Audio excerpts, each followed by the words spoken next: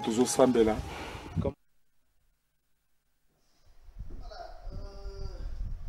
Merci de nous faire confiance, mesdames et messieurs. Merci de la connexion que vous essayez de faire sur Show Télévision à l'instant, surtout à ces grands programmes, votre émission Atmosphère. Pour ce soir, on est très spécial parce que on s'est dit partager ces favorables moments ensemble avec le téléspectateur. Merci à mon équipe technique. Capella, merci à toi. Merci à Capella, merci à l'ingénieur Papi Kelly Boaboa au Four au Moulin pour la réussite de cette émission. Merci à Léon Max, c'est notre ami qui nous aide chaque fois, je précise bien, côté montage de cette émission. Merci à mon ami Marcus, merci à toi parce que ce soir c'est une émission très spéciale. Comme vous le connaissez, mesdames et messieurs, dans cette émission, je l'ai toujours dit, on vous fait voir ce que Dieu fait avec son serviteur.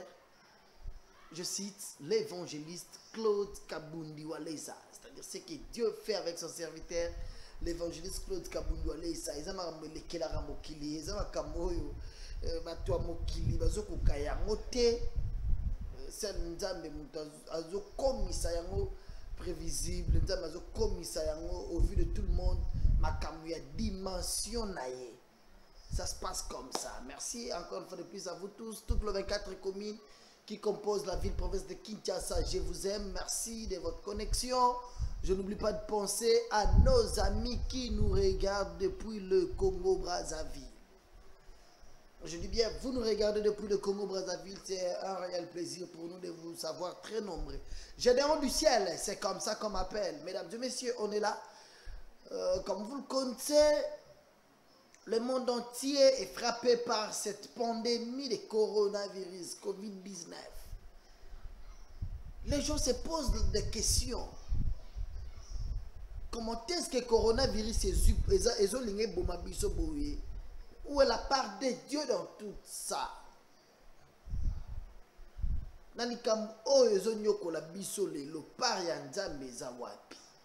La question que plusieurs se posent, de gauche à droite, est-ce que tu comme la fin du monde? Qu'est-ce qui ne va pas? Coronavirus. Mesdames et messieurs, je voulais vous rassurer que Dieu existe, comme la Bible le dit, que le rémunérateur de tout ce que les cherche. C'est-à-dire,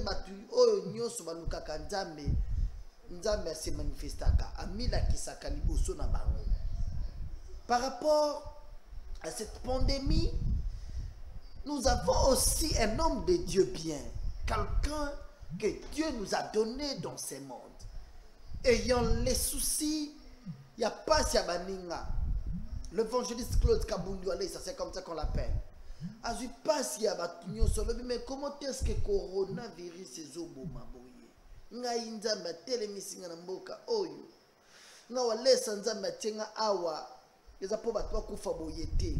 L'évangéliste Claude Kabundi Walesa s'est permis il y a sambela jusqu'au moment où je vous parle à zana basak nanzoto. Alati basak a kangi garde-robe na yelo bi comment est-ce que na rolata ba veste kitoko na rolia bien na mesa aussi longtemps que bandeko mususu bazana poto na prison pona za prison bozo bimate bato bozo tambola te bato bozo sala te bavandi na bandako. Pourquoi coronavirus ezoboma? Wale salobino na rozo esengo ndenge nini ya rolata ba veste ya rovanda boye kolia kosekana batu aussi longtemps que batu mususu bazo nyokwama bazana bandaku bazo bimate. J'ai mes enfants partout dans le monde qui souffrent. Allez salobi nazana bana o bazo nyokwama partout dans le monde. Na rozo esengo wapi? C'est pourquoi le dimanche nous l'avons vu ici sur ce plateau à Latiba Sac. Après ça, d'ailleurs, passage biblique dans Jonas, chapitre 3, verset 4 jusqu'à 10, vous pouvez lire. Oui, mais la guerre, pourquoi Latiba Sac a sammelé la moka oyo, a sammelé le monde entier, partout partout dans le monde. Nzambe abikisa, Nzambe pesa mayele na ba chercher.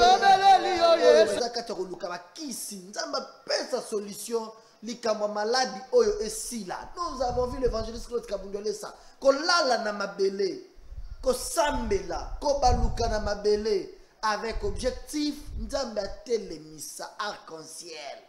Likambo esila. Tara nenge boyebi nzembo yemba maka. Ce qui arc-en-ciel est bimi liwa ezali sosote. L'arc-en-ciel c'est un grand signe que Dieu a donné à son serviteur. Un signe oyo Nzambe apesi évangéliste Claude Kabundi Walesa pour nous confirmer, qu'on faire voir dans le monde entier que je suis avec lui. Je pense que demain l'autre numéro sera affiché. Ça va vous permettre de nous appeler d'ici là pour bien, parce que nous avons vraiment besoin sur nos téléspectateurs.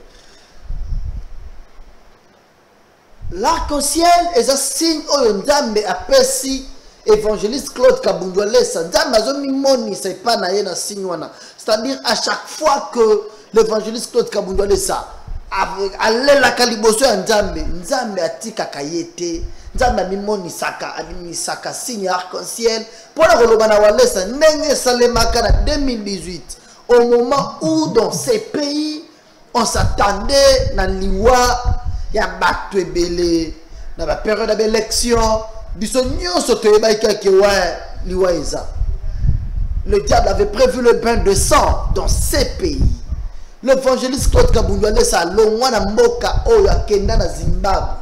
Kaka ndenge bomona zola na se atiki ba veste zola tabasaki na yazo baluka na se. Azo baluka na mabele azolela. C'est ce qu'il avait fait encore à cette époque-là. L'évangéliste Claude Kabundi Walesa kenda na mboka Zimbabwe. Pourquoi kenda na Zimbabwe akenda koluka Nzambe?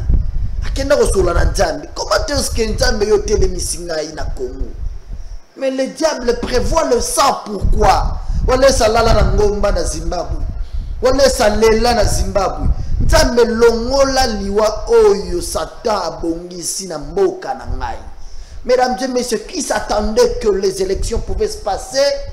Na kimia, le président sortant Abimati que le président entrant dans la paix. Je me souviens bien. Comme ça qui est possible. Pourquoi? Parce que son serviteur a suppléé qui est. Allez là qui Nzambe c'est ça le Kamboyo. Mesdames et messieurs, Nzambe bimisaka arc-en-ciel na couleur et drapeau ya Congo. Pour la première fois, arc-en-ciel et bima mokuseboye na Zimbabwe. Nzambe alobana Walesa esili bato bakokufa lisusu te ngai Nzambe na tie kimia na Congo.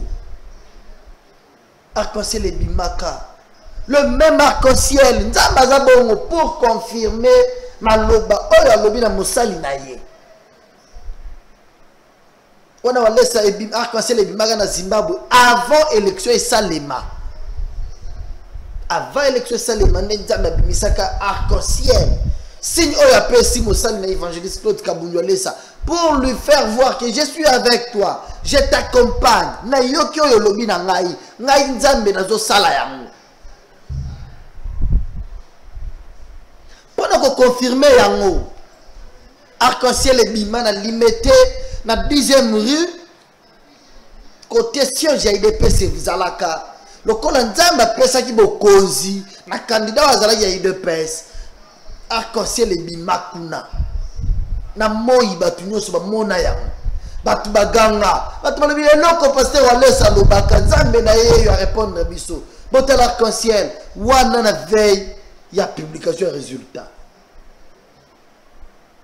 Arc-en-ciel et bimaka na couleur à drapeau ya Congo lisusu na 10e rue. Nzambe apesa ki précision wana parce que lobaki na mosali na Zimbabwe. Nzambe ayoko bimisa arc-en-ciel liboso à église centre de réveil spirituel. Pour que j'ai traité l'alliance avec Walesa. Moi Dieu je suis avec lui. Arc-en-ciel bima awana Congo na Kinshasa liboso à centre de réveil spirituel. Et l'évangéliste Claude Kabundi Walesa avait dit arc-en-ciel oyo moni bana na ngai. Eko bimela bino na bandaku. Eko zalezo bimela bino, c'est-à-dire quand tu as un problème ozo sambela. So mon signe arc-en-ciel, c'est Jésus-Christ qui est venu te répondre. Dieu est avec toi, mesdames et messieurs. arc-en-ciel ebimela bato ya ndenge na ndenge na mboka nini arc-en-ciel ebimite na bandako ya bato na bambetu na bamoquette na basalle de bain arc-en-ciel na bilamba na nzela arc-en-ciel ebima ya ndenge na ndenge nzambe mitalisa liboso ya mosali na ye nzambe alakisaki moi je t'accompagne c'est un signe. Moïse dans la télé liboso ya prophète Moïse dans la télé liboso ya Pharaon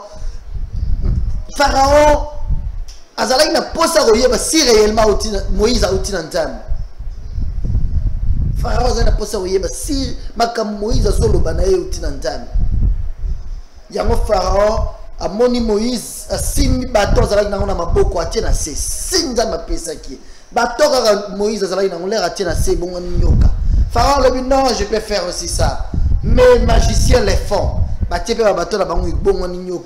chose grave, oya nzambe nyoka ya Moïse melaka ba nyoka nyoso apalo. C'est-à-dire ça signe nzambe pesa ki Moïse liboso ya palo po palo ayeba que Moïse vient de Dieu. Nzambe pesa arc-en-ciel na mosali na évangéliste Claude Kabundu alesa. Signe les nozo bimela batu, il y a une maman qui m'appelle chaque fois elle est en Belgique. Papa Gédéon, moi c'est chaque jour arc-en-ciel les hommes du Mélangaï. Je ne comprends pas, je lui ai dit maman Dieu est avec toi. Ah bien non, le Dieu de Walesa, je manque quoi lui donner. La période où n'a pas si monde entier zanango coronavirus. Walesa na plateau a wala luna sazolela. Nzamba bimisi arc-en-ciel, bandeko nyoso côté à matete, lemba, masina. Bamoni arc-en-ciel munene babandi ko benga biso au téléphone ba filmer ba sepeli nous sommes allés là ils nous ont remis les images batu yakuna bango moko balobi eloko to moni to tikala ko mona yango te balobi papa Walesa za na plateau au moment où Walesa zo sambela nzambe malade ekota na mboka na ngate nzambe bikisa batu baza na poto nzambe coronavirus c'est si là tango zo sambela bongo le même signe d'arc-en-ciel nenge ya ebimaka na Zimbabwe ebimi lisusu awa na Congo. Moi-même je suis allé na Masina na bawenze ba mama weze bazo sepela bango moko balobi non nzamba Walesa za na bomoi papa Walesa za na teva lati ba saka zo lela nzambe na ya bimisi arc-en-ciel maladi wane ko boma subisote maladi wane ko nyokola bisote nzamba stopper yango. Je vous rassure c'est un grand signe de Dieu. Dieu a parlé avec son serviteur. Nzambe yoki kolela mosali na yango bimisi signe na arc-en-ciel. Pour nous rassurer bandeko baza na poto, bandeko bazo tala biso na Angola, na Afrique du Sud, na Maroc, bandeko Maroc. O bazo lela nzamba telemisi déjà arc-en-ciel. Arc-en-ciel est telemi na ladi oyo boko yoka yango lisusu te. Arc-en-ciel, c'est un grand signe que Dieu a donné à son serviteur. Arc-en-ciel est bimana triomphal na tongo. Batwalali na veillé to comme 6 heures. Arc-en-ciel est bimina tongo na triomphal. Batwalali na veillé bayebi. C'était plus de 200 000 personnes qui étaient sur le boulevard triomphal. Mon arc-en-ciel. Batwa utapoto bayaka awa, mon arc-en-ciel. Batwa Kinshasa, batwa Braza, mon arc-en-ciel. Nzamba zo accompagné Walesa na signe arc-en-ciel. Au moment où il était sur le plateau en train de pleurer pour la maladie ya coronavirus, pandémie oyo, ils ont bon batu boui. Nzamba télémisi arc-en-ciel. Awa na Kinshasa. Tout ce que je vous ai parlé, je vais vous faire voir extrait par extrait. Borotala. Et puis, beaucoup plus, nous faire voir Bino Bandeko wana ya côté arc-en-ciel et Bimelaki. Ils ont parlé à cœur ouvert. Ils ont manifesté leur joie. Ils ont dit, nous sommes sûrs. Parce que désormais, dans le cannabis, nous sommes mosali nzambe. Tant que les nzambe zo répondre. Allez là na Zimbabwe pour la élection. Nzambe répondra. Élection de Kakabia, arc-en-ciel et Bimaka. Papi Bobo, on regarde d'abord ça. On peut revenir d'abord sur l'élément là de Zimbabwe. Nangomba Walesa zo sambela. Nzamba bimisa arc-en-ciel. Na drapeau, la couleur à drapeau ya mboka na biso. Nenga arc-en-ciel et Bimaki sous dimanche. Awa na Kinshasa. La couleur à drapeau mboka. On regarde ça, après juste on se retrouve. Dans toujours sambela. Comme on était en train de prier, Kaka du Kolo Ngomba Iskatozali. Au sommet de la montagne où nous sommes, arc-en-ciel est bimi par la moko na couleur, il y a drapeau ya Congo. the rainbow has appeared, l'arc-en-ciel est apparu avec la couleur de notre drapeau national. Botala yango ezakaka yango wana. Regardez, Ezaka mukuse boye ka likolo ngomba. l'arc-en-ciel est apparu. Yango wana. L'arc-en-ciel est là. L'arc-en-ciel est là. Botala drapeau, botala yango wana. Regardez la couleur du drapeau et regardez l'arc-en-ciel. Nzambe azolakisa ange azokita na épée likolo, ce qui botali bien bokomana likolo wana neti ba éclat ekiti na se. Regardez, c'est comme des lumières qui tombent du ciel. Et comme tango ya délivrance ya Congo. C'est le moment de la délivrance du Congo. Et tango comme tango ya kimia mboka Congo. C'est le temps de la paix en RDC. Et comme tango ya restauration mboka Congo. C'est le temps de la restauration en RDC. Botala bokomona arc-en-ciel ezaka muke boye. Regardez, l'arc-en-ciel n'est pas apparu en très très grande Botala maboko nanga quantité. eza signe. C'est un signe Ya paix. de la paix, Ya restauration. de la restauration. Onyoso akoya un esprit mabe na kati ya mboka Congo. Pour celui qui vient avec un esprit méchant, impur contre Pour la ko RDC, détruire, pour ko dérober, pour voler et détruire, akokutana na ange wana.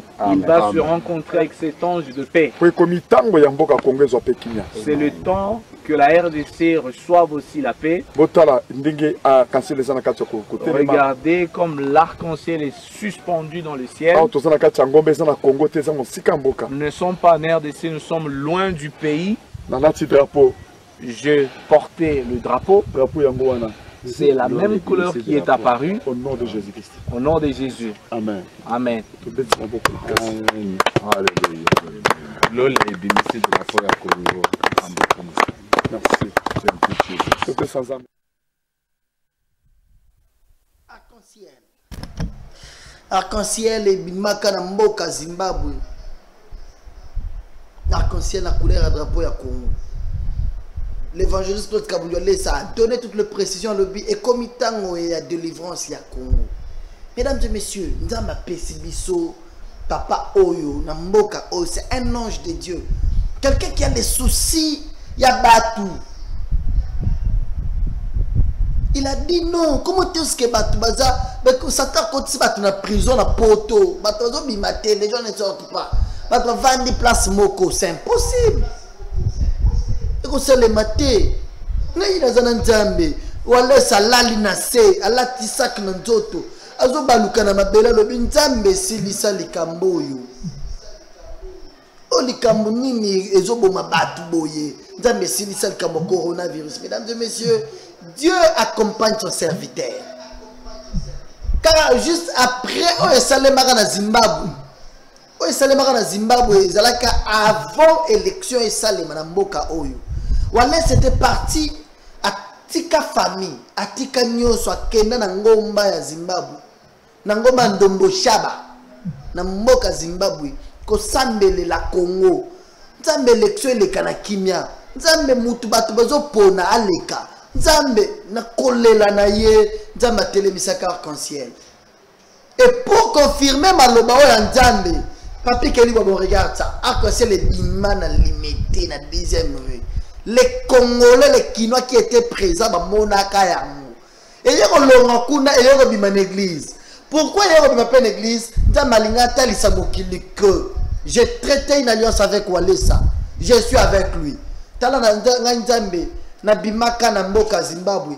Pona koloba na ye ke zonga na Congo qui mezokota. Élection le bien. Nzambe télémission arc-en-ciel na limité la 10e rue. Pona kolakisa nini? Walesa tala place na Tchebo Konzi. Ngai Nzambe na Tchebo Konzi awa. Batu bamona yango. Bakam pasteur Walesa lobaka. Avant publication résultat awa na Kinshasa batu bamona yango ba sepelaka. Arc-en-ciel robima l'église. Nzambe alakisimo kili mobimba que je suis avec Walesa. C'est pourquoi j'ai traité cette alliance. Nazo lakisa bino arc-en-ciel les awa. Moi Dieu, je suis avec lui. Nenga arc-en-ciel est trop bima boye. Maladie ya coronavirus. Musala Nzamba sambeli yango. Stop. Et telemi. Nzamba zo telemi yango pour les gens de la foi. Bazo comprendre que Nzamba zo bimisa arc-en-ciel boye. Non, on regarde d'abord ce qui s'est passé. Awana Kinshasa, les culots et même ont parlé. Bah c'est là, bah mon arc-en-ciel est bimi na 10e rue. Pas piqué libre. On regarde ça après, juste on se retrouve. Yango wala toza la 10e rue limité. Bino moko bozo mona bino moko. Oboye ba kenzamba zali. Zambe wana mi monisi. Weza accomplissement ya parole. Et utaki na mnoka musali na ye. Walesa Claude. Ministre Azambe, ministre Jésus-Christ. Walesa lakisaki biso. Yango wala toza la 10e rue limité. Bino moko bozo mona bino moko. Oboye ba kenzamba zali. Zambe wana mi monisi. Weza accomplissement ya parole.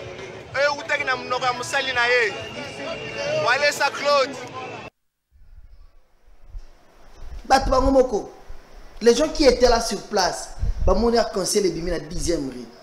Batbangomoko babandoze la résultat ya Mokonzi.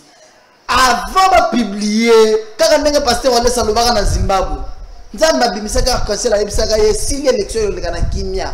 Nzamba pesa ki Mokonzi na kibonzambe na ye. Batu bazozela, batu bango bazozela publication ya résultat, bamoni arc-en-ciel était l'ennemi. Nzamba zo tambola na pasteur Walesa. Yoka batu bango bazolobela ngo papi tchela rançon. Sa Claude. Ministre Azambe, ministre Jésus-Christ. Walesa lakisaki biso. Yango wala toza la 10e rue limité. Bino moko bozo mona bino moko. Oboye ba kenzamba zali. Zambe wana mi monisi. Weza accomplissement ya parole. Et utaki na mnoka musali na ye. Wana les accomplissements ya parole. Est-ce qu'on a besoin de la kissa le monde entier que moi j'ai traité l'alliance avec Walesa avec le télémissaire arc-en-ciel l'église dans le centre de réveil spirituel. Dans ma télémissaire arc-en-ciel besoin église. Vous remarquez des arc-en-ciel où on a la couleur nan. Et dans la couleur du drapeau du Congo. Dieu est avec nous. Le Congo c'est un pays qui est au centre d'Afrique. C'est pourquoi l'évangéliste Claude Kabundole s'est dit tika maladi oyo nyoko la batute. Ngaza mosala nzambe. Pasi bandeko bazana ngona poto. Pasi wane kotia wana Congo. Pasi en Afrique batozo kufa du matin au soir. Non. Alobi na nzambe, Dieu stoppé cette pandémie. Nzamba telemisaka arc-en-ciel na centre de réveil spirituel. Pona kolakisa que voilà Walesa. Je suis avec lui. C'est quelqu'un qui marche dans la crainte de Dieu. Donc tu as vu la sanctification. C'est pourquoi quand il était sur ces plateaux les dimanches, il a pleuré. La Sameli. Nous avons télémission arc-en-ciel. Awana Kinshasa. Lui était sur ces plateaux. Na moment il y a Samela. Nous avons télémission arc-en-ciel. Moi je suis allé là. J'ai vu plusieurs personnes. Entouré ngai. Mais on regarde d'abord l'arc-en-ciel qui était sorti à l'église. Nous avons confirmé qu'à période où on a juste après arc-en-ciel a limité avant publication des résultats du président de la République. Arc-en-ciel est dans centre de réveil spirituel. Arc-en-ciel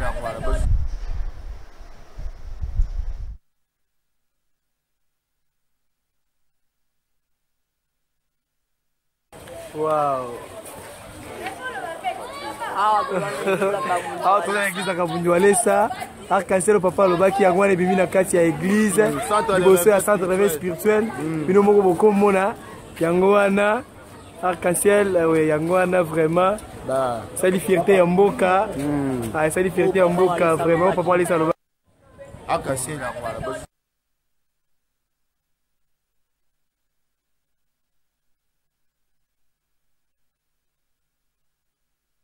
wow. Awa toza na église ya Kabundu Walesa arc-en-ciel papa lobaki yango wana ebimi na kati ya église liboso ya centre de réveil spirituel bino moko bokomona yango wana arc-en-ciel yango wana vraiment sali fierté ya mboka sali fierté ya mboka vraiment papa Walesa lobaki arc-en-ciel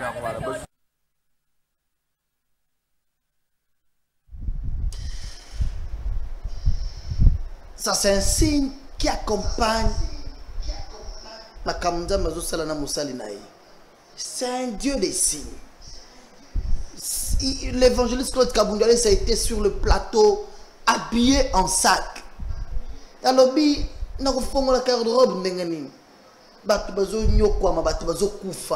il a prié.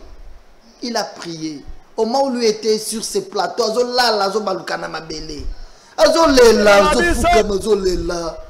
azolela papi tela na son toyoka kolela pasteur olesa tanto lingo kopaso la basaka ngo tana son tema na bisongo ese pana yoko motema na bisaye topese pana yo pelika na bisongo ese pana yo pelika na bisongo pese pana yo zamba mutuni pese pana yo zamba mutuni pese pana yo Yesu yosawape pese pana yo zamba walese yosawape Yesu tobeleli yo zambe Yesu tobeleli yo zambe Yesu tobeleli yo zambe Yesu salama wa yesalema Papa Yesu yosawape Zamba bakongole yosawape tobeleli yo zambe tobeleli yo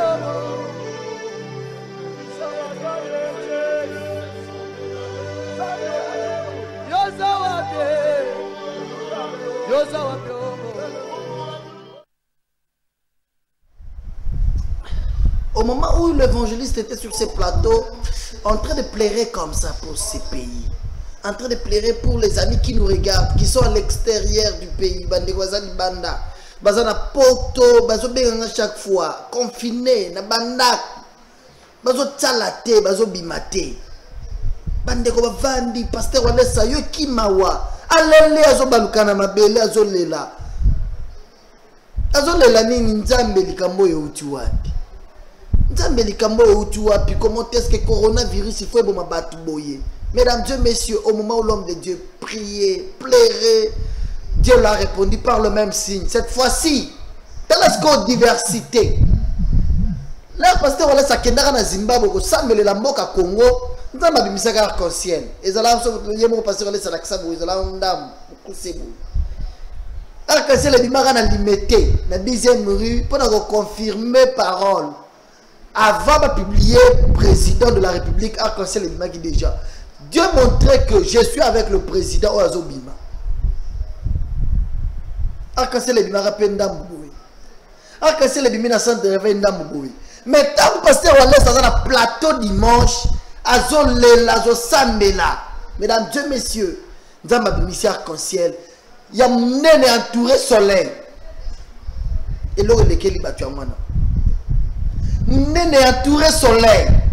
Batomasi na bayebelo ko salema dimanche. Bango moko. Zamba Walesa sali. Zamba Walesa, ils ont commencé à crier. Ils ont crié. Ils nous ont appelé au téléphone. Je suis allé là. Nous avons vu quelques-uns. Ils ont parlé.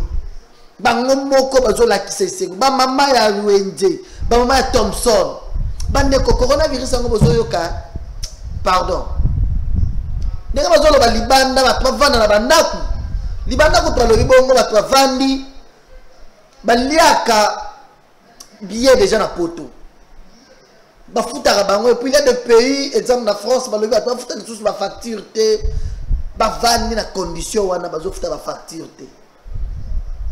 Ata baza confiné na bandako bazo futa ba courant te ba facture na bango bazo futa te. Mais na Congo maman wa teka kandunda ceux qui malade ekoti makasi ceux qui se propager maman wa teka kandunda akofana na ndako ndenge nini akosala provision ndenge nini.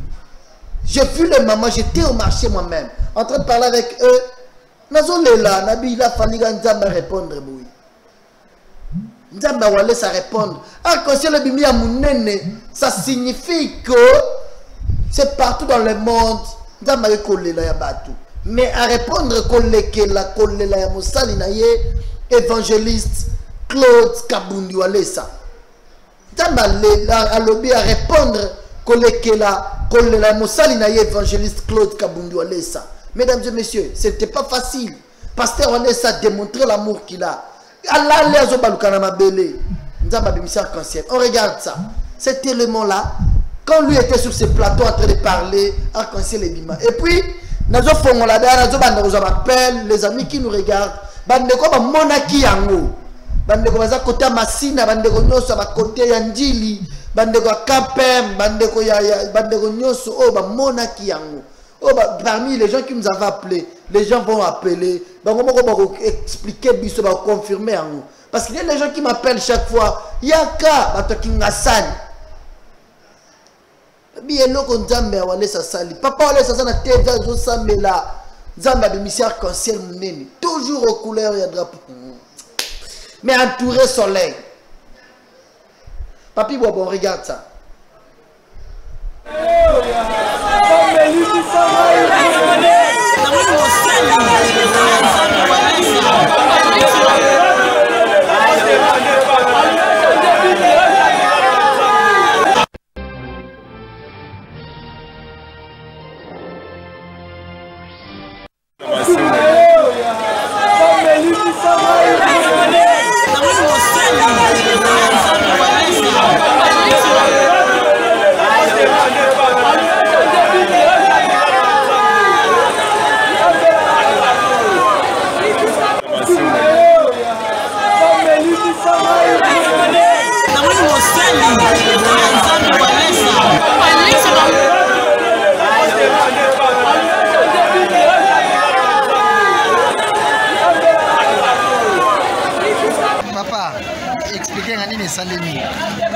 Papa, biso tozo kamo makasi makambo onzamba zo sala na mboka na biso ya Congo. Ezalaki na ba 12h30 vers 11h. Ngai nazaki na lali na ndako na yoki bato bazo ganga, zo belela makasi. Na bandaki ta na lamuki nazo mutala na ekran na TV nazo mona sali na Nzambe Walesa nazo sambela pona mboka pona maladi. Kota bazo sambeta na bimi libanda na tuni bangoni de sale bazo sanga tala likolo. Kana tala likolo na moni arc-en-ciel. Bimi batebele bazo ganga bazo bazamba zo lokomo nzamba pona Congo misusu bafukami bazo sambela. Likolo changer arc-en-ciel ya munene et bimaka ndambu mebimi ya munene ya mumba. Oya giba pena to sepeli Walesa sambeli basali na so biso no tsa wende to sepe to tima boko likolo. Malade fini ndamba sombia ngo penda besi mawana ye emana biso. Donc tomoni akasi ela sinya victoire. Biso to sepela makasi to ganga kina ba wende to ganga ki to na makasi pe to landa ki pasteur Walesa na television ne ka to sambe to sepela makasi. To sepela makasi ninga bonde ko na mboka Congo kinwe ko ta maladi wane po matambo à la marche de la liberté, biso tout est convaincu que non, tellement pasteur Walesa Bondela déjà, donc maladie de coronavirus voilà, ils ont sur l'impact de la parce que nous avons laissé à terme ce qui nous allait à comment pasteur Walesa. Donc tellement si on laissé demi déjà dans les assemblées à victoire. Donc quant à nous, bon, et là on craint des c'était parce que nous avons essayé à se manifester à arc-en-ciel. Donc il y a pas des sociétés, on va laisser ces assemblées à des dedans. Nous avons allons ici déjà.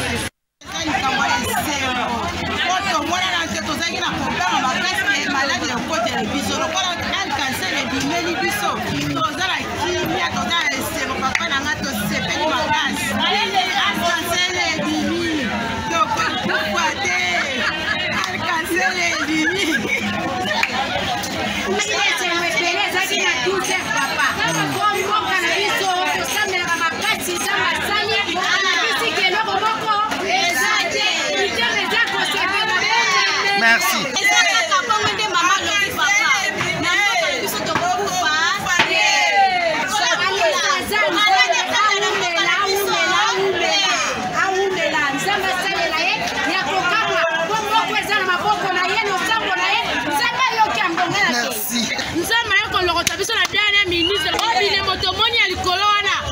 Pasteur Walesa ba mbote quand on a moni ka kelonga na kila kimbangu ya TV awa na kitala ya lati basaki seni o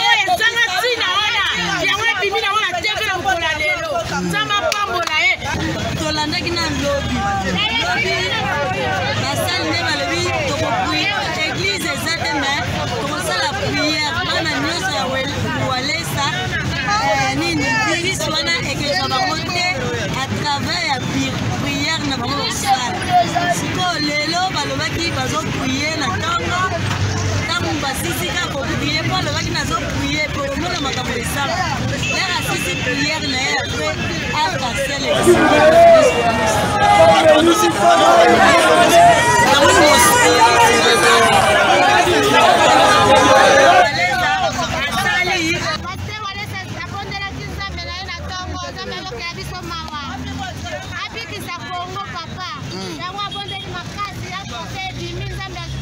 Bilo bomonaki nini? Arc-en-ciel. Eloko bato bando sepela. Yango wana lobaki kopinga malaki ana pe kokende kala moko.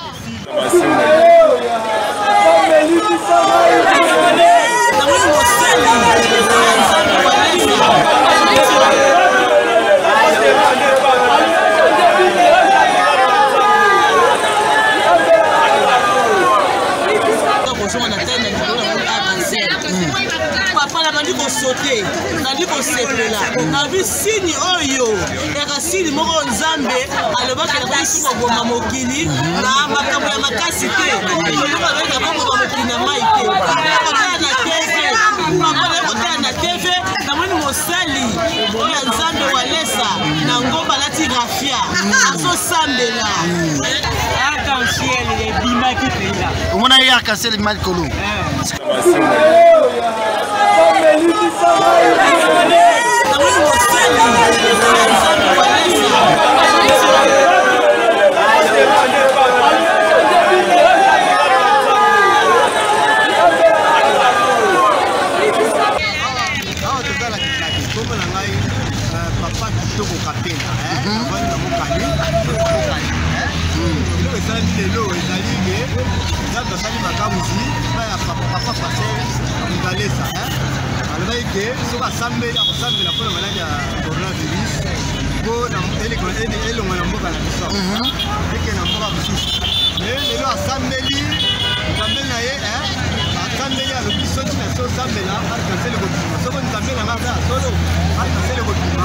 siko nini esalemi bino bomoni nini eloko esalami ezaki arc-en-ciel ebimi yakisimi likolo lelo asisa priere na ye ali yango wana bato basepelaki awa basepeli mate mobima liberté esepeli makasi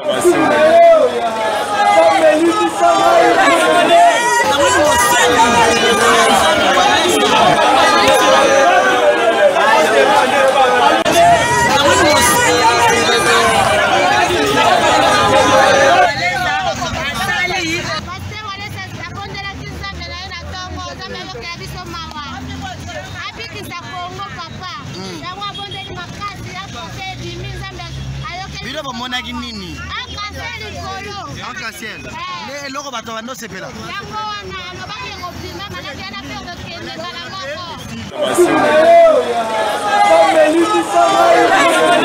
namoni mosali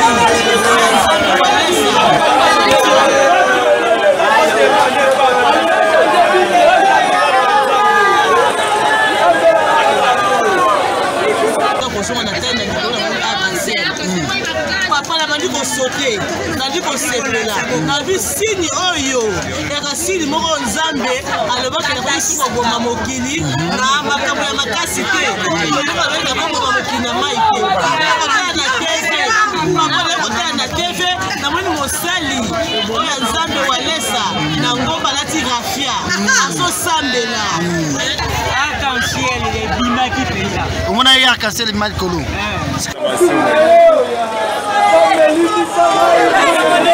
namoni mosali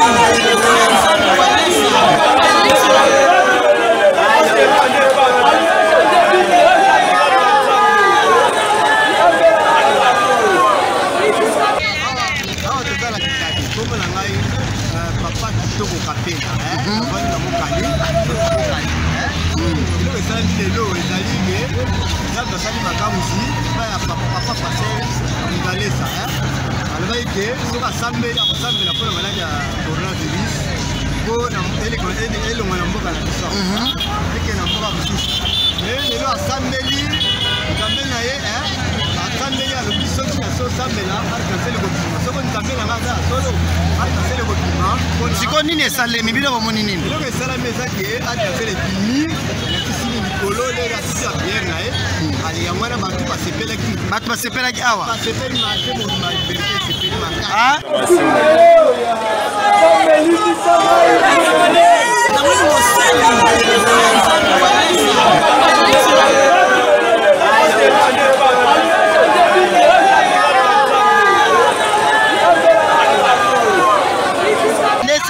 nesengo bato bazalaki nango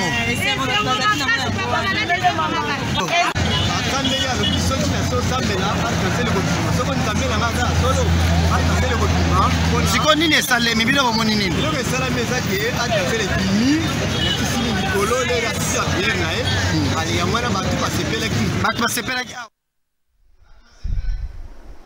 bato basepelaki ya solo monsieur Gédéon bato basepelaki. Le Dieu de Walesa a répondu par ces grands signes. Là, ce sont les gens, bango moko, na wende. Bango moko bazo sepela, ba maman vendeuse, ba papa bazo na wende, ba tout. Quand bakati yango sont nombreux, na isengo nyonso, na nzamba Walesa sali.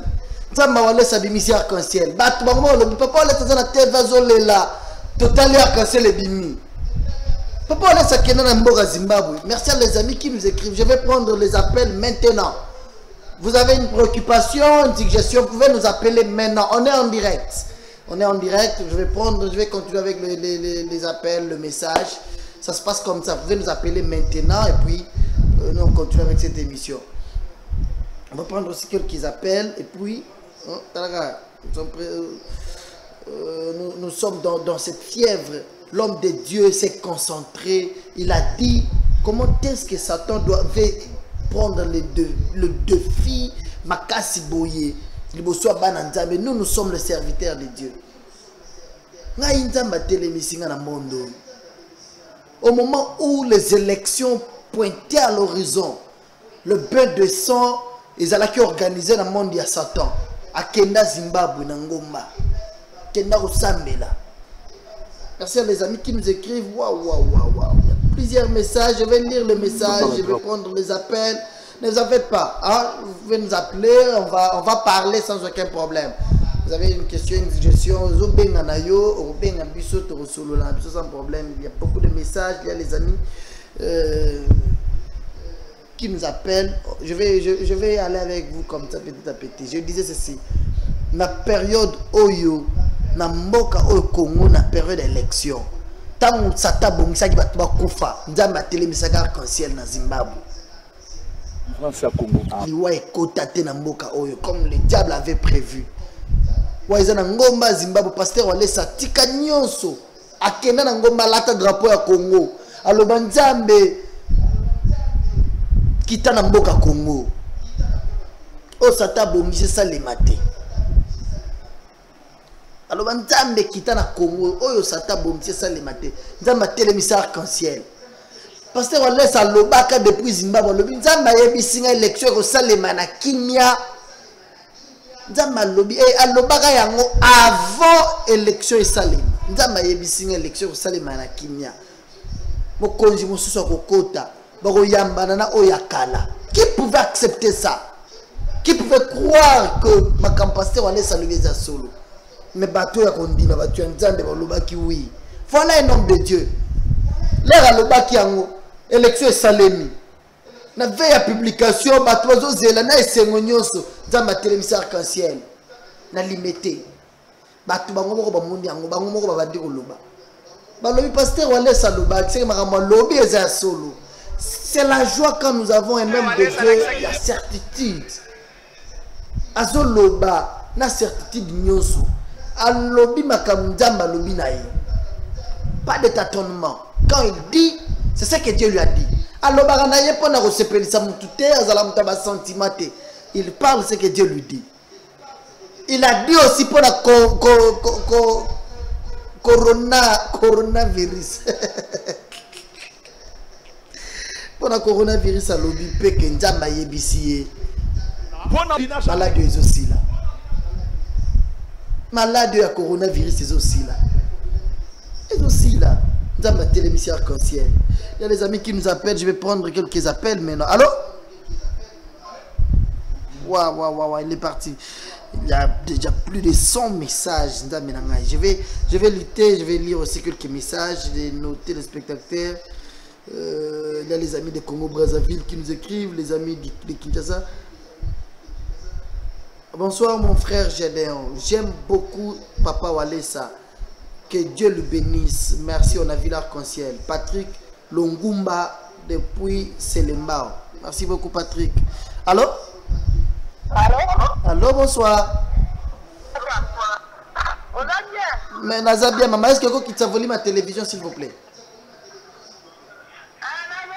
Merci. Kombo nani obengeli wapi? Na Kisenso, mama. Olobi nini papa Walesa sambeli arc-en-ciel ebimi? Olobi nini?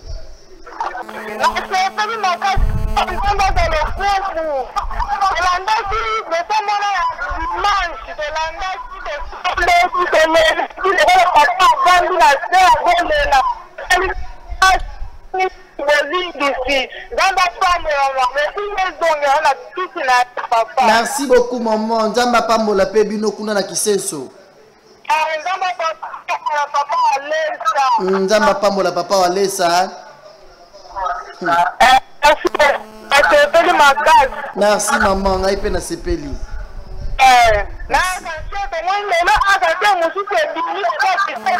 Arc-en-ciel mususu lisusu.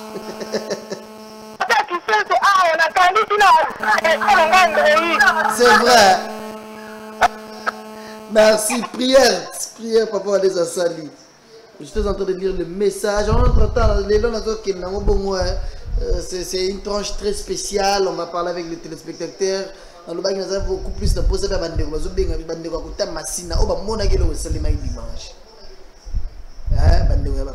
bonsoir papa Gédéon. Que Dieu bénisse pasteur Walesa, docteur Fabrice, depuis Limité, 3e rue. Merci beaucoup docteur Fabrice. Nzamba Pambola Yope. Bonsoir Gédéon. Na sepeli makasi na émission Oyo na makambo na zomo na izolekela ngai. Il y a d'abord un ami qui nous appelle. Allô? Gardez les coups de votre corps. Vous pouvez nous rappeler? Bonsoir Gédéon. J'aime beaucoup papa Walesa. Nzamba bakisele belé. Corona et Kokota Awate arc-en-ciel et Bimi. Merci beaucoup à Maman Mwamboui. Elle s'appelle Maman Mwamboui. Allô? Allô papa. Allô, bonsoir maman. Papa Nangai, bonsoir. Nazota lo na miss Nangai mi balé pour na likambo ya dimanche. Kombo nani? Kama lelo ndio nazomona kaseli dimanche. Naza maman to na salongo. Na salongo. Naza na salongo papa na sepeli nzamba bombo musala nzambe oyo tozala na kondima ke lokolo yaza eloko ekosala mate. Amen, amen. Kolera biso tozala esengo. Ye nzamba batele ye makasi mutwana ministre de défense. Ndenge tozala na sepeli pona ndenge na moni arc-en-ciel nzamba zwa lokumu. Amen. Tozala katanda kuna bana esengo moete. Merci, pesa pe bana nyoso mbote. Merci. Merci beaucoup. Merci. Esengo na famille bongo balobi nzamba batela papa Walesa oyo. Makamtozo mona oyo ezalaka te. Le col déjà arc-en-ciel oyo biso to moni ebimi esili to kufa lisusu te. Bonsoir mon ami Wawa, on nous appelle. Je sais pas comment lire les messages. Allô? Il est parti. Bonsoir mon ami Gédéon. J'aime beaucoup papa Walesa, surtout pour arc-en-ciel dans Monaki. Merci beaucoup mon frère. Il s'appelle Patrick depuis Cancet. Merci beaucoup Patrick de nous écrire depuis Kuna. Bonsoir Gédéon du ciel. Papa Walesa est ici ou bien à la montagne? Je l'avais déjà dit. Papa Walesa s'est déplacé. Alors bien Rolongo la basak na ye oyo kaka soki avec kinya ekoti. Allô? Allô? Allô, bonsoir. Bonsoir. Merci kombo nani obengeli wapi?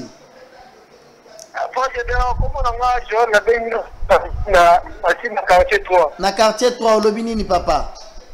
Ah, c'est vraiment na la nai kuino wa dimanche donc style ici na quartier 3 biso pour machine to mura ya quartier wane dimanche.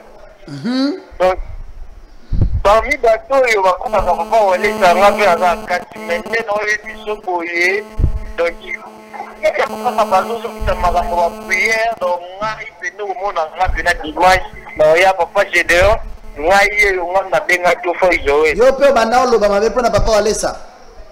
Ah non, si vous avez un matisi, vous avez pas vu votre année. Malheur au moni yango elekeli yo. Mais tant que vous avez un pastel, donc.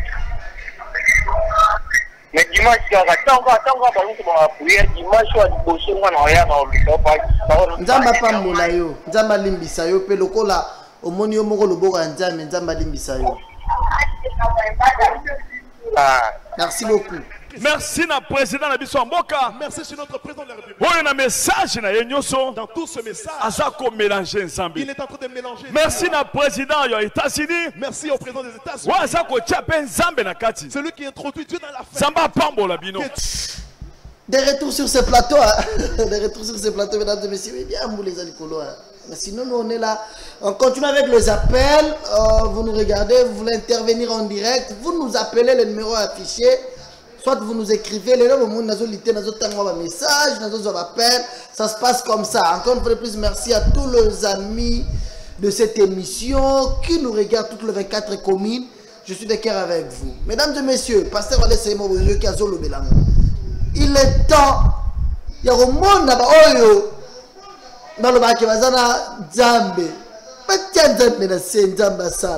C'est le moment, mesdames et messieurs. Le monde a besoin de voir la main de Dieu. Le monde a besoin de voir la main de Dieu, voir Dieu agir. Coronavirus, yango est telemi. Coronavirus, c'est zonyo kolabatu, ezoboma. Mais l'évangéliste Claude Kabundwalesa a prié pour ce pays. Nzambe na ya telemi yango. Nzambe zo telemi yango. Tokvanda na kimia. Allô? Allô? Allô, bonsoir. Diminuez le volume de la télévision si vous voulez nous appeler. Je l'ai toujours dit, la première des choses, si vous nous appelez, commencez par diminuer le volume de la télévision. Soit éloignez-vous carrément de votre poste téléviseur. Ça va vous permettre de nous appeler. Bande comme la biso na poto. Le temps pour moi de dire salut, salutations respectueuses à vous tous. Bozana bandak bovandi. Nzambe walesa yokele bino mawa déjà. Nzambe walesa télémission arc-en-ciel.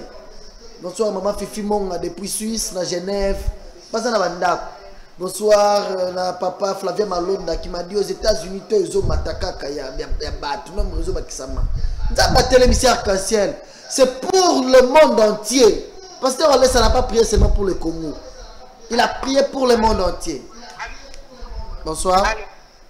Bonsoir. Allô. Allô, bonsoir. C'est mingi pinza likolo penza likolo biso bana charisme makasi nzamba pambola yo mama kombo nani obengeli wapi obengi yo to nazana rigini mama ni mama nani na rigini na sepeli yo pe monaki arc-en-ciel to monaki to ndaka to zokala bisiko to tala kaka. Nzamba pambola bino. Monsieur bimile na tongo. Mibale. Oh c'est que bato ki senso bazoloba nde obi bino na rigini bomonaki. Merci botinda image. Botinda problème te. Ça va, merci. Merci beaucoup. C'est comme ça. Batu bango moko bamoni makamzamba Walesa zo sala. Batu moni arc-en-ciel. Pasteur Walesa les soucis qu'il avait. Azolala na mabele azo baluka. Nzambe telemisa arc-en-ciel. Nzambe coronavirus ezo boma batu. E wuti wapi? Allô? Allô? Allô, bonsoir. Allô, bonsoir. Merci. Kombo nani obengeli wapi? Comment c'est Rose? Obengeli biso wapi c'est Rose? Nalimete olobi nini? Nasepeli makati ndenge nzambe pasteur Walesa sali. Tomoni a cancer seke likambo na mboka ezate. Nasepeli makati nzambe bakse yebele. Amen. Ebele makati seke na mboka likambo ezate na zane sengo makati na zo sepela. Merci beaucoup maman. Nzambe pambola. Des fois, ça fait mal. Papa Walesa. Akangi ba veste na cœur de robe. Alatisak alobi Nzambe. Batu baza ngai na lata veste me batu baza na confinement na bandako, batu bazo bimate. Batu baza na Lubumbashi bazo bimate. Batu baza na Kolwezi bazo bimate. Nzambe sibisa likamboyo. Nzambe répondre na arc-en-ciel. Kaka ndenge bimaka na Zimbabwe élection de kaka na kimia. Ndenge pe bimi awa coronavirus abu pia. Bonsoir allo. Allô, bonsoir. Merci. Kombo nani obengeli wapi? Comment on a Mitterrand Walesa obengeli biso wapi? Nominé depuis Kalam. Depuis Kalam olobi nini Mitterrand? Alobi mutala musala nzamba solo. Makamuna yesu sala kani pakamona. Nzambe na yeye ndenge alakisha kansela makamuta kwa bangi zake. Parce que tumesema nzambe amesema kwa sala biso. Merci beaucoup maman. Papa Nangai, c'est papa Mitterrand. Merci. Nzamba pambola yo. Tanengo yoki azoloba. Atmaka nzamba zo sala na Walesa zo klekela mokili. Arc-en-ciel oyo ebimi batu nyonso bayebi yango eza signe nzambe azo accompagner nango mosali na ye. Nzambe azo lakisa ke Walesa je suis avec toi. Allô? Allô. Bonsoir maman. Maman Ibertine. Kombo nani? Maman Ibertine. Merci. Ngaba. Lelo donc la zaina makambulo puis donc moi souci abana bazana pour ça c'est inquiétude. Donc nini tema na côté prière nazo sambela lelo na bimakile nazo zonga na côté kana kuzi mon quartier. Tema na zaina téléphone nazo sona bana poto.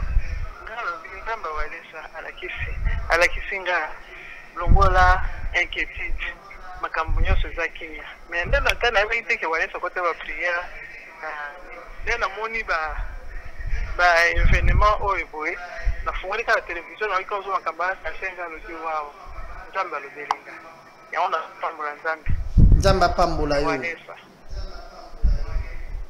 Merci beaucoup maman. Là c'est Dieu qui a parlé avec elle. La prière na ye. Azo le la paix, alo nzamba Walesa. Azo sola na bana na poto. Mais likambo yo sila ndenge ni. Boyo kama nzamba za kata kusala. Je l'ai toujours dit, à chaque époque, à chaque génération, à chaque saison, Dieu s'est choisi une personne. Allô? Allô? Allô, bonsoir.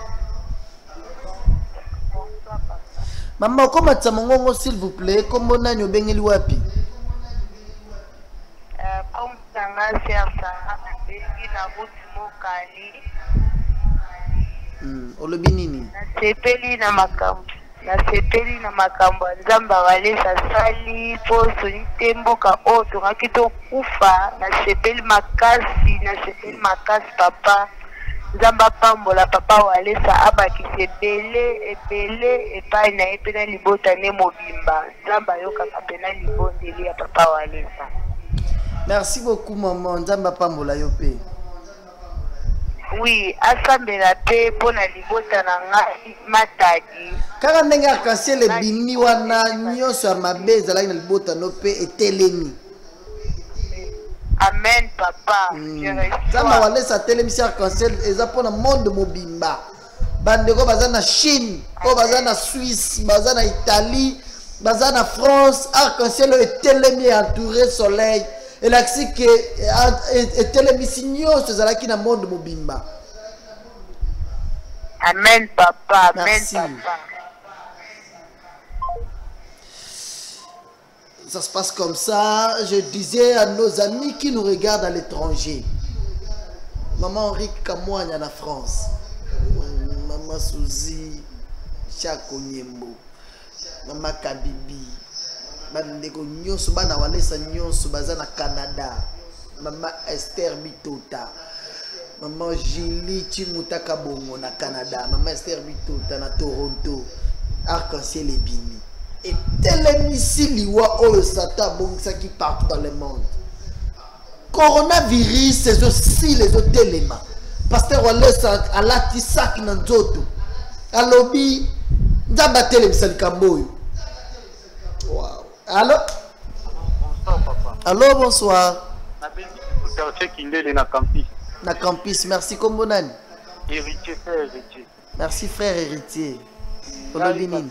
Na papa Kabunda singa bina ke kimbangu na biso ya Congo papa Kabunda alisa kimbangu na biso ya papa Kabunda alisa. Ole papa Kabunda alisa za Simon Kimbangu na biso ya Congo. Na pas place de la rater. Merci. Yo uti Équateur. Okomiao. Siko nini esali ke yo benga Simon Kimbangu na biso ya Congo. Banda kala na landa kin internet depuis quoi tenga na binga ke kimbangu na biso ya Congo na tiaka débat kutu na bande kutu zwana kanga na sambu ponga na linga ke église te na église de réveil te na sepela kana papa Kabunda ali na sepela ni makashi na za kosa to kuta na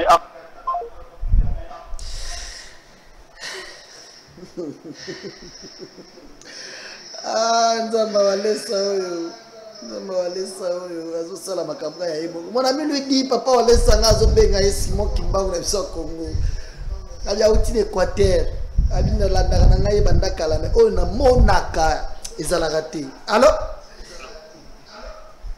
Ouais, bonsoir. Bonsoir, comment nani obengeli biso wapi? Bon, ngai komo na ngai Remita Luke ba Force One Prod. Merci obengeli biso wapi? Na bengi bino na komi na Bandal. Na Bandal, merci olobi nini papa? Bon, nga naza producteur ya son, naza artiste. Bon, par rapport à l'événement où on a l'autre qui m'a cambo, ça fait un mois passé, mais nazo yango vraiment en considération tellement la kanamona qui c'est que l'eau est na l'autre qui toi qui bat ébélé nyoka azolanda biso mais to koma ki na niveau moko to longi nyoka na c'est vrai? Oui, donc papa ya événement oyo kaka ndenge papa walesa alobi yango donc makambo ya solo Congo tout ça peuple les a tous bénis. Il suffit de se concentrer dans le stambo na makambo to sala to biboso. Merci beaucoup mon frère. Merci beaucoup nzambe abatela papa wale. Merci. Nzambe abatela yo pe. Oyo izangi comme ça to bendele boso. Merci beaucoup. Na pesi ba artiste nyonso mbote nzamba pambola ba mpoto kende liboso po ba artiste ba message bazo pesa yango esala ke peuple congolais pe mata. Merci nzamba pambola yo pe. Merci beaucoup. Merci. On continue comme ça avec les appels. Allô? Allô? Allô, bonsoir. S'il vous plaît, dis-moi volume à télévision de Toyo Canadien.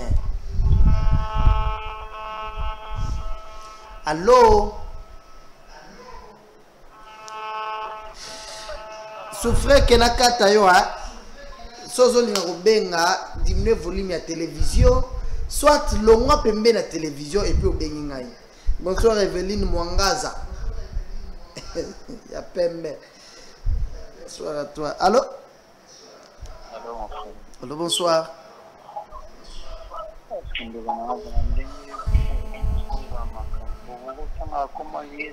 Allô? Quitte volume à télévision ou expliquez bien. Quitte volume à télévision tout solo la bien. Merci. Olobi? Non, moi que yo sko yo qui m'abe. Hein mon ami. Dans le bango chaque fois les jours oyo pasteur Walesa robimo na ndeti akomi place ya Nzambe ou bien biso to lobi akomi place ya Nzambe. Et un jour Nzamba robomaye. Pasteur Walesa c'est un instrument utilisé par Dieu. Dans le bango chaque fois dans tout le bango awa Walesa a traité une alliance avec Dieu. C'est par rapport à cette alliance là que Jésus-Christ a dit bimisa arc-en-ciel. Dieu bimisa arc-en-ciel c'est Jésus-Christ. Mais le souci pasteur Walesa zui ayebi si patron qui est Jésus-Christ. Ayebi si batu bazo kufa na monde. Virus coronavirus ezo boma batu. Patron na Jésus-Christ a bimisi arc-en-ciel. Mon ami, je pense que kinga. Allô? Bonsoir. Bonsoir. Comment on yo bengeli biso wat? C'est le frère Vénard qui va voir les amis de Walesa. En fait, d'autres la mission Siko, il n'y avait pas de courant. Alors on a dit que notre pasteur au moins a fait ce message concernant cette pandémie. Est-ce que vous pouvez nous aider à Kolandango bien parce que il y en a causé là ces moments. La télévision Siko. Effectivement. Merci beaucoup. Landara oye salim. Yakoyo Kailo Kaoyo. Ça nous a rassuré. Que Dieu bénisse mon pasteur, que Dieu vous bénisse, que Dieu bénisse. Nous sommes vraiment soulagés. Que Dieu bénisse mon église au nom de Jésus. Merci beaucoup mon ami. Je disais à notre ami là, le pasteur Kabundi Walesa, c'est un instrument utilisé par Jésus-Christ. Namoka Oyo.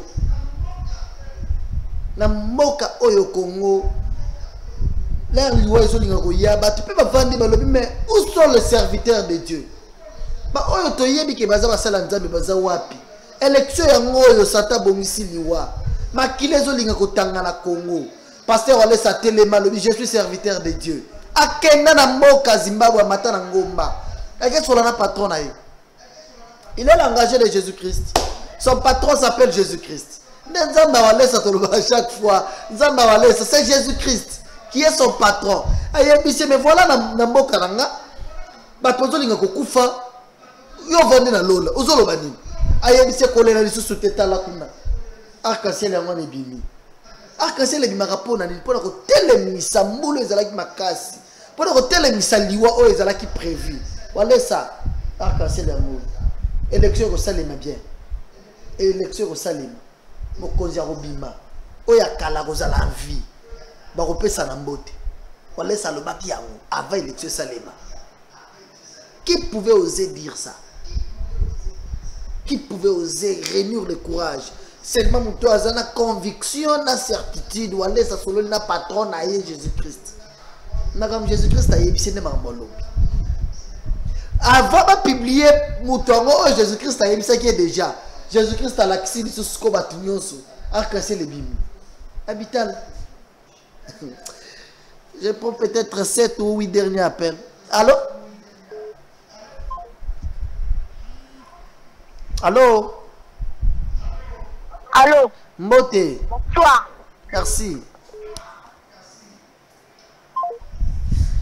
Ah, il y a le bitin. Allô? Allô? Allô? Bonsoir. Bonsoir. Comment nani obengeli biso wapi? Kombo nanga sera Betty, naza na salle fungu la policière. Merci maman policière olobi nini? Nasambelaka kuna na sepeli makasi na makambo pasteur na biso abundeli biso na kati ya Congo oyo. Po soki totali na bapays mosusu ndenge bato bakufi biso tozala bomoi tokumisaka nzambe na ye. Gloire à Dieu. La pamboli libota na ye mobimba la pamboli mama Angèle ba mapasi ba vani nyonso na pamboli bango. Nzamba pambola yo pe. Pambola pe ngai na libota na nga mobimba tobiki na maladi oyo. Merci beaucoup. Nzamba épargné biso na maladi oyo. Je prends 7 ou 8 derniers appels et puis on se dit au revoir pour ce soir. Si tout va bien demain, je serai encore là. Hein? Si tout va bien demain, je serai encore là. Papi Bois, est-ce que quand c'est la ngaï bandeko oya masina ba mona ki arc-en-ciel ndenge ba ngomo ba lubaki. Allô? Bonsoir. Bonsoir papa, comment nani bengeli biso wapi? Abenga na masina na quartier tuwa ndeko na lobby hein. Merci, comment nani? Ndeko ye moko évangélique walesa bo. Il a interdit qu'on a fait ça au bien qu'on a dans besoin non. Vous avez un numéro pasteur walesa, vous avez un numéro pasteur walesa. Okozoyango, obeanga ya après émission kas. OK, merci. Merci beaucoup.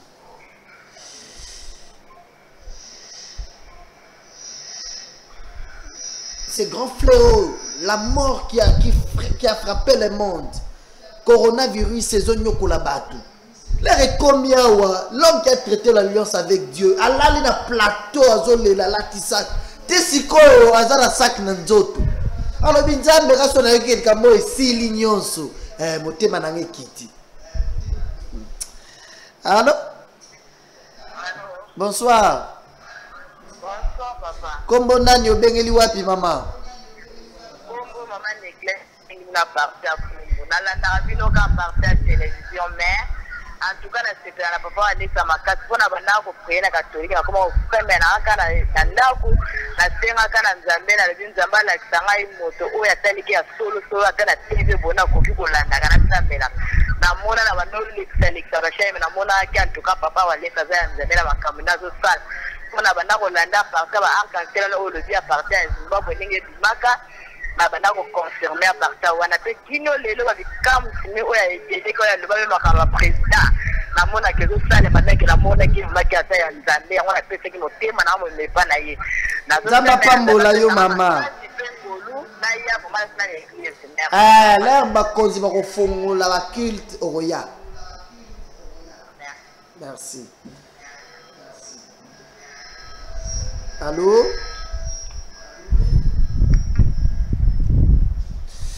Il y a plusieurs appels au même moment. Il y a les amis qui nous appellent de gauche à droite. Allô? Oui, allô. Bonsoir. Ah, papa, en tout cas, dans la télévision, on a moins de cabazo, la témoignage, il y a arc-en-ciel, il ya kukamwa pezana mwali ke hoya lelo ke pesinga pezana posa ya kuluka papa wa Yesu kwa kumwona vraiment na kwa kumwona ndio ni kwa confirmer vraiment que yeye pezana za lelo kwa Nzambe kati na yeye. Amen. Nzamba pambola yo. Kasi siko ndio kwa kumwona. Voilà, on regarde d'abord cet élément-là. Pendant quelques minutes, on se retrouve après et puis on cherche comment clôturer pour ce soir.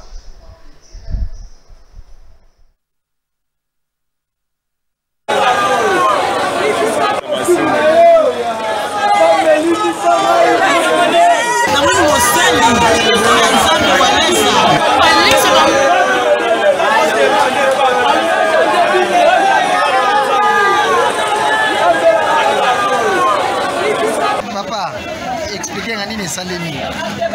Papa, biso tozo kamwa makasi makambo onzamba zo sala na mboka na biso ya Congo. Ezalaki na ba 12h30 vers 11h. Ngai nazaki nalali na ndako na yoki bato bazoganga bazobelela makasi na bandaki ta na lamuki nazomutala na ekran na TV nazomona mosali na Nzambe walesa nazosambela mpona mboka mpona maladi kota bazosambela ta na bimi libanda na tuni bango nini esale bazobisanga tala likolo tala ta likolo namoni arc-en-ciel bimi bato ebele bazoganga bazoloba Nzambe azwa lokumu Nzambe mpona Congo misusu bafukami bazosambela likolo echange arc-en-ciel ya monene ebimaka ndambu mebimi ya monene ya mobiba oyo agiba pena tosepeli walesa sambeli basali nyonso biso nyonso ya wenze tosepeli totie maboko likolo malade Nzambe asombi yango mpenza apesi mawana ye epai na biso yango tomoni arc-en-ciel wana eza signe ya victoire biso tosepeli makasi toganga tozalaki na bawenzi togangaki pena makasi mpe tolandaki paster walesa na televizio ndenge azosambe tosepeli makasi ndenge abondeli mpona mboka kongo kini ekota maladi wana eboma te à la marche de la liberté, biso tout est convaincu que non, tellement pasteur va aller s'abonder déjà. Donc, maladie de coronavirus, voilà, ils ont un impact monté à la parce que nous avons laissé à terme ce qui nous allait à comment la pasteur va aller ça. Donc, tellement si on a laissé diminuer déjà, donc ils ont c'est la victoire. Donc, quant à nous, bon, ils ont un des c'était parce que nous avons essayé à se manifester à arc-en-ciel. Donc, il y a pas une société, on va laisser ça assembler à des dedans. Nous avons allons ici déjà.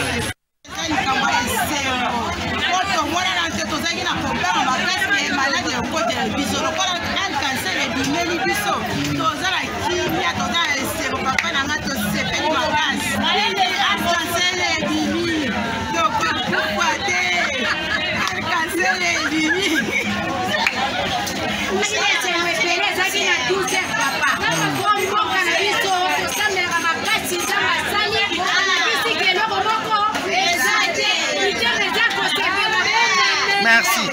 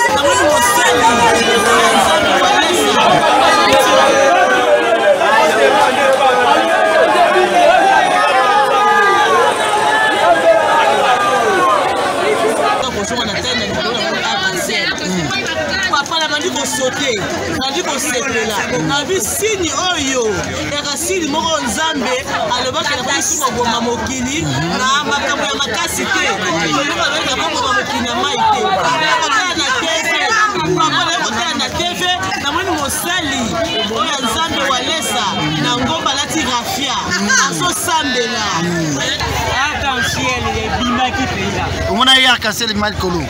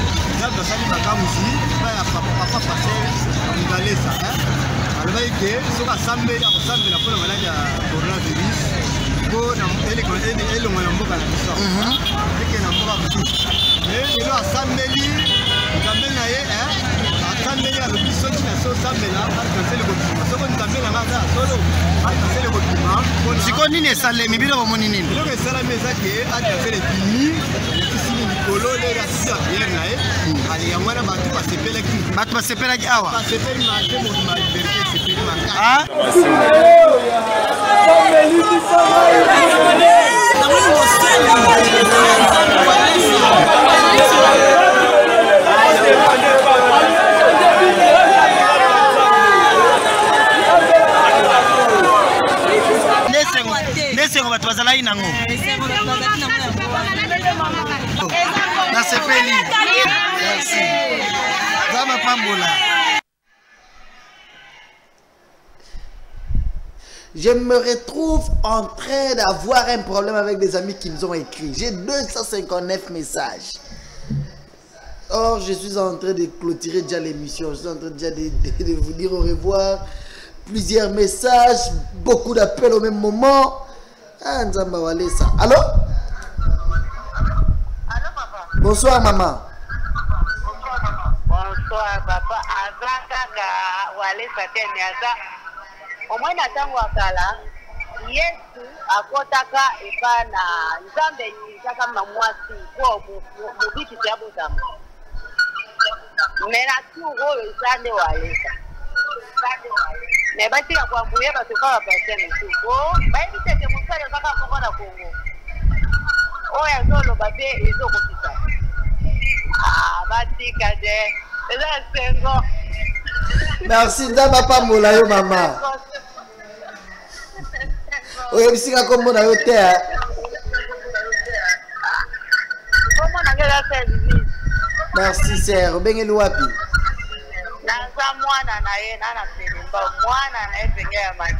Merci, Nzamba pambola yo. Merci, papa. Merci. Nzamba Walesa. Mesdames et messieurs, je disais tout à l'heure là que je me retrouve en train d'avoir un problème avec les amis qui nous écrivent. J'ai plusieurs messages, il y a beaucoup d'appels. Or, normalement, il y a kata awa pour aujourd'hui. Allô? Je disais normalement, il y a kata awa pour ce soir. Est-ce que je peux lire encore? Est-ce que je peux attendre encore même? Je peux pas des messages. Allô?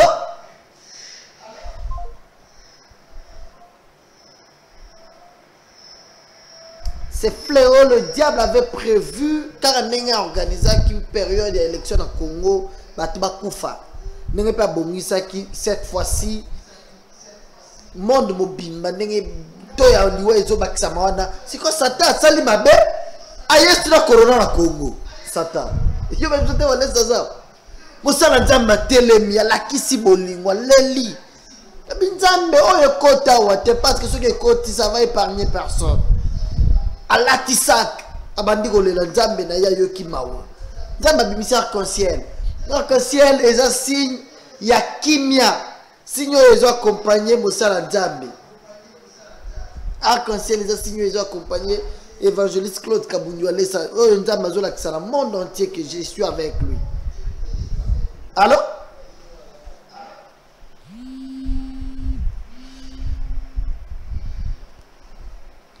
Je me retrouve en train de vous dire maintenant au revoir. Je suis dans l'obligation d'arrêter par ici. Je peux prendre 3 derniers appels. 3 derniers appels.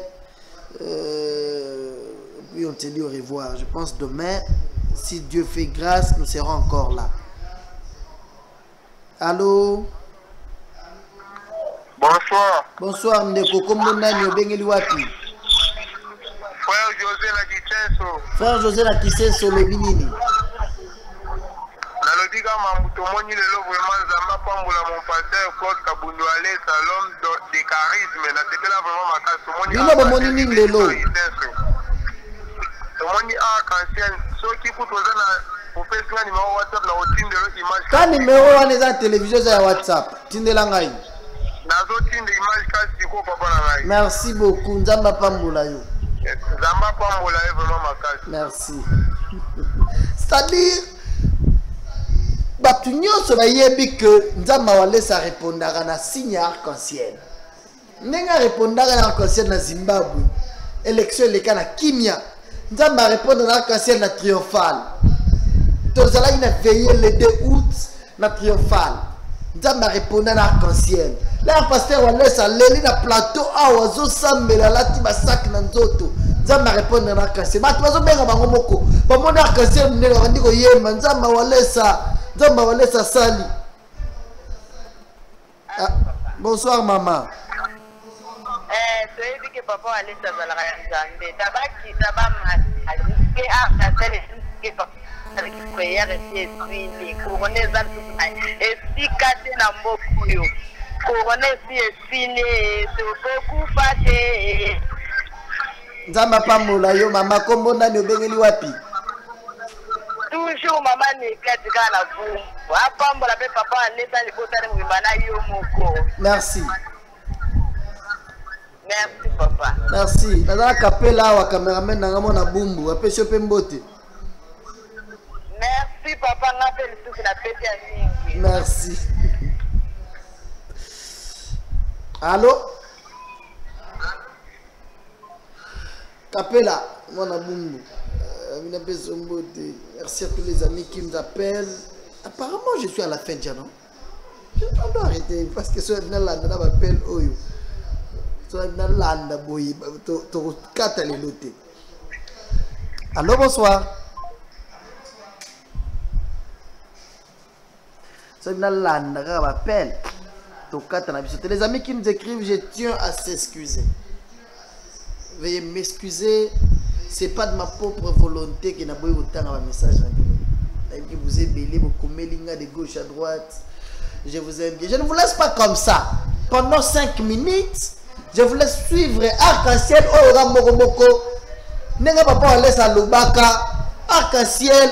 Et ça, Jésus-Christ. Arobanda robimela bido mokomona. Signe arc-en-ciel. Batuna banda kuna bango. Bazomona arc-en-ciel azobimela bango. Na mire arc-en-ciel. Na douche arc-en-ciel, na moquette arc-en-ciel, na mbeto arc-en-ciel, na bilamba arc-en-ciel les obima. Arc-en-ciel, et ça Jésus-Christ à répondre.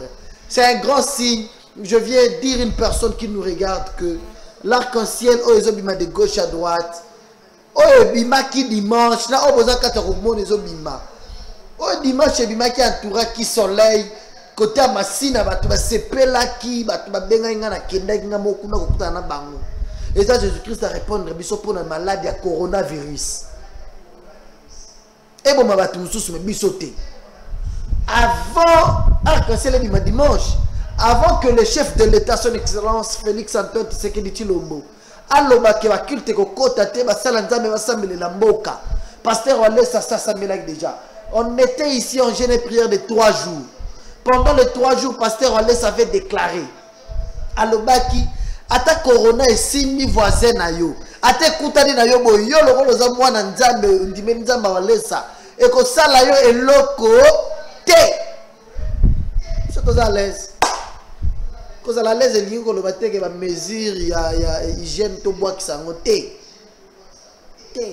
moi babenga woni eloko wana to komuta mona na poche moi désinfectant parce que yo nzamba épargné yo ko corona te. Mais tout ça, c'est qui t'a kindoki et kangaye satana corona na yeba latiye akolinga ya opeso mote ya boy. Zana désinfectant na yo, c'est protégé na yo kaka. Mais ko ça le logoté. Mais yo c'est protégé kaka. Mesure hygiénique. Et ça ndenge mabete yo c'est protégé kaka. Nzamba zana yo, nzamba walesa so tambola na yo, nzamba walesa sa télémission arc-en-ciel. D'ailleurs corona ils aussi là partout dans le monde. Le temps pour de dire bonsoir, bonne convalescence na maman Rose de Tshilombo walesa, la révérende Rose Déborah Tshilombo depuis le centre de réveil spirituel Toronto. Joyeux anniversaire na maman Leina 50 ans.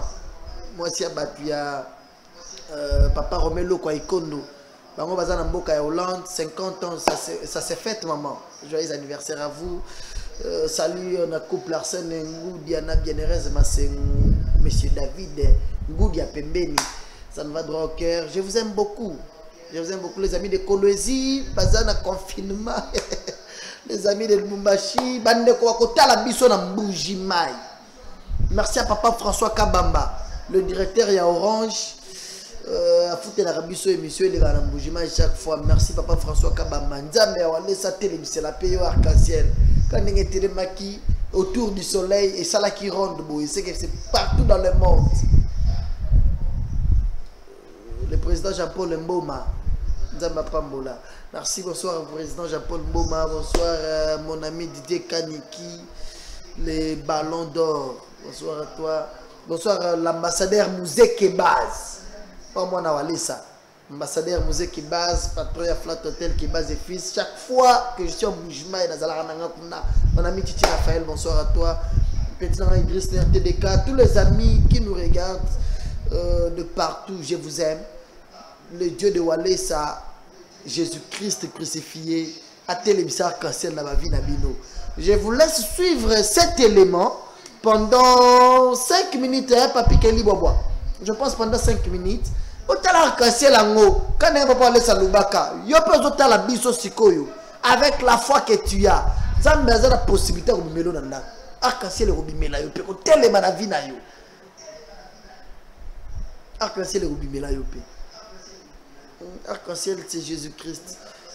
Je suis de cœur avec vous, je vous aime, vous êtes très nombreux. Les amis qui sont en Europe, en confinement. Nzamba wale saza la nabino. Papa wale salati ba sac. Eza po nabino. Alobi nzamba sili sa corona na poto. Esila. Ndala taba veste za la bien.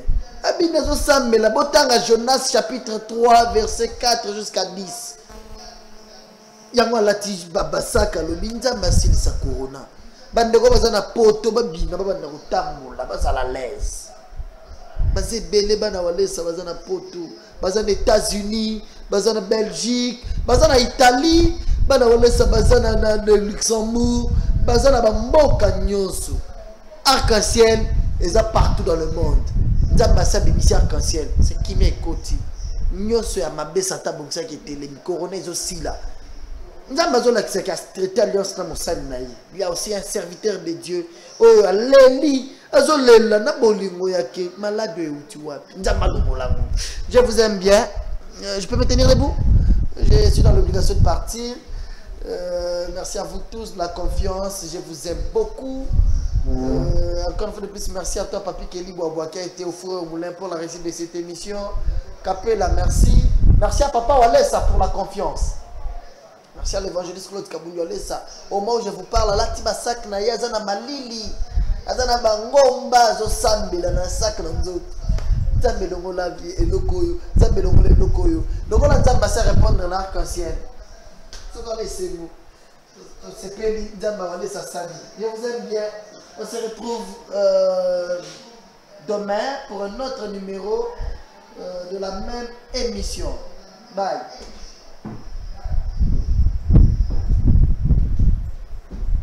Wabolingo tofanika aboye arc-en-ciel bibiso na ndako. Mama wana osambela makasi alobi nzambe biloko tuna sengi ceux qui répondre ngai bibiselanga arc-en-ciel na ndako. Siko yango nzambe a répondre mama musala nzambe arc-en-ciel bimina nakumisi kaka nzambe nakumisi nzambe walesa nakumisi nzambe walesa nzambe kabundi walesa nakumisi yo nzambe kabundi walesa arc-en-ciel bimina ndako nanga likolo sala manger na plafond oh nzambo yo nzambo aza bomoi nzambo aza na bomoi nzamba tezo walesa nzamba katika bundi walesa nzamba mama Angele walesa nzamba vanu walesa nzamba vanu walesa nzamba vanu walesa nzamba vanu walesa oza munene oza munene oza munene oza munene oza munene lelele zela acha om nzambe ngai nzambe répondre ngai na komeko mutungisa trésor walesa bondela ki omoni om na ngai amba musapi yango omoni yango musala siko différence omoni musapi na omoni ozomona om ozomona om te nzambo yo ndo pesa kinga musala siko nizukini nzambo yo ndo pesa kinga kolega mabondeli ya watu siko zati za plafond normal siko musala ndeke wapi nzambe walesa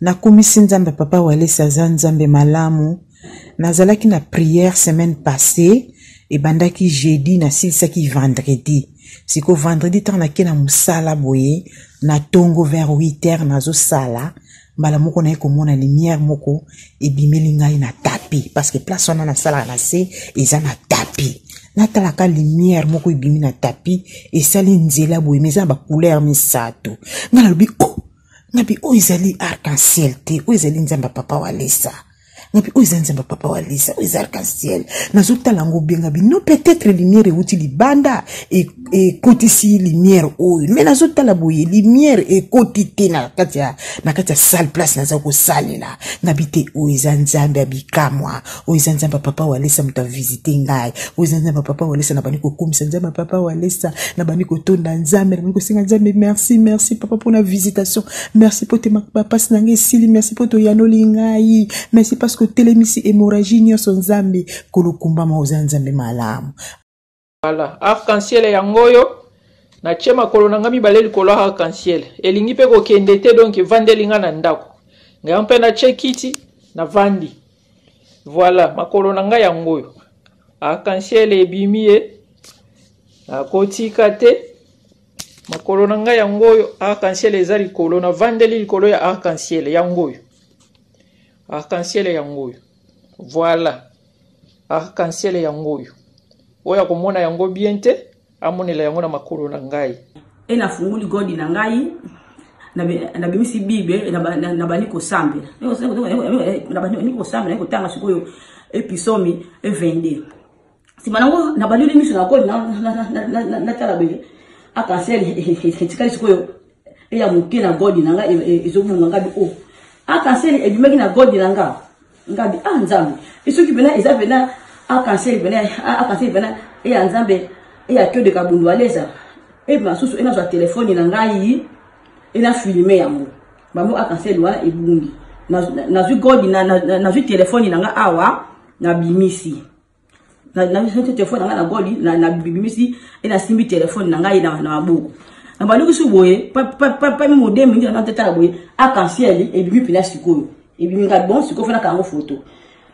est-ce qu'on est kanyo sikoyo e photo boye na ni sikoyo ena pesi enzamba passé walesa et merci na oyo asali pona nga ena mukoma lelo ayeko visiter ngai teki nanga to bima mama tata mo intala nzinga o mwana na ye donc mwana na mwana biso kwa donc ngala ina ndako bango akaka bakeki le konga tiki na ndako na kina kata chambre na bimi to bango ya robiaka na midi na ndako na bon na kina cuisine ya wuti le kola yi a koti chambre là a koti na chambre mbamaka yi na mbamba ko benga MD ngapela se paniquer na lika quoi alina ya la conscience sous le lit arc-en-ciel sous le lit na sauter kana mbana bi arc-en-ciel a dit oui ngapela banzimbango na ko kuta likolo ya mbeto arc-en-ciel ndeko na nga likambo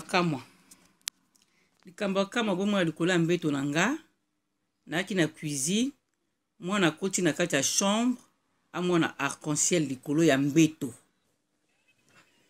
arc-en-ciel likolo ya mbeto yango ebotala mbeto nazo filmer mbeto e adra ozo mwana mbeto makona nga na fati likolo ya mbeto botala arc-en-ciel yango yawa arc-en-ciel likolo ya mbeto na kamba nazangi likamba koloba nazangi nini naloba botala bino moko likolo ya mbeto arc-en-ciel ko wuta wapi botala nzamba kabunji walesa oyo nzamba kabunji walesa botiaka badutu oyo nzamba kabunji walesa alobaki moko na bino nakumisi nzambe awalesa lelo namoni arc-en-ciel na ndako na ngai nabondelaka nzambe nalobaka nzambe oyo awalesa arc-en-ciel etelemaki na Congo etelema mpe na ndako na ngai lelo namoni arc-en-ciel etelemi na ndako na ngai naza na esengo makasi. C'est la première fois pour voir l'arc-en-ciel dans ma maison. Je suis vraiment joyeux. J'ai toujours prié dans ma prière de voir l'arc-en-ciel Telemaki na Congo pour que ça puisse aussi se manifester dans ma maison.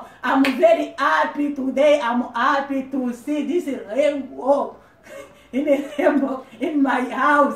I'm happy. Le Dieu de Walesa se manifeste. Manifeste-toi le Dieu de Walesa. Lokola na moni arc-en-ciel na zana esengo ke pe ekomi na ndaku na ngai pe esengo ekomi pe benediction na moni yango pe na sepeli nango makasi nzamba Walesa. I'm very happy because of this. Thank you God. Nazape moko na bana ya centre réveil ya Paris. E bongo simango na taliboye na moni na tapi na ngawa na moni arc-en-ciel. Ngalobi oni na sali penza misu bona sukoli lokwa moto alala ki pongi nazomona te na telemi na déplacer côté ya sala manger na komo sala boy makolo na se po te eza eloko nini mais namoni ebandi awa ekete na ba dossier na tiaki na se na tikuna eke bimi côté ya sala manger na bundi kokanga photo lokwa nga nazo koka te pona filmer na bengi mwana nga nalobi yaka noki ye paza kamwa de sasa lobi ekena kene mosala nazo kene mbangu eko umela te bunda ka sala boye na bundi na kangi botala komona na nkembo na nzambe gloire ya nzambe monene boye koya komona na ngai mwasi pamba eloko na botao namona ki makambo na kokama na nzambe kolanda ndenge papa wa leso olobaki ete bokomona ba arc-en-ciel kobanda kobimela bino pe bokozwa solution namonaki eloko epesaki ngai kolenga na nsima nango nakumisaki nzambe na filme yango mwana nga azo transmettre yango sike po te botana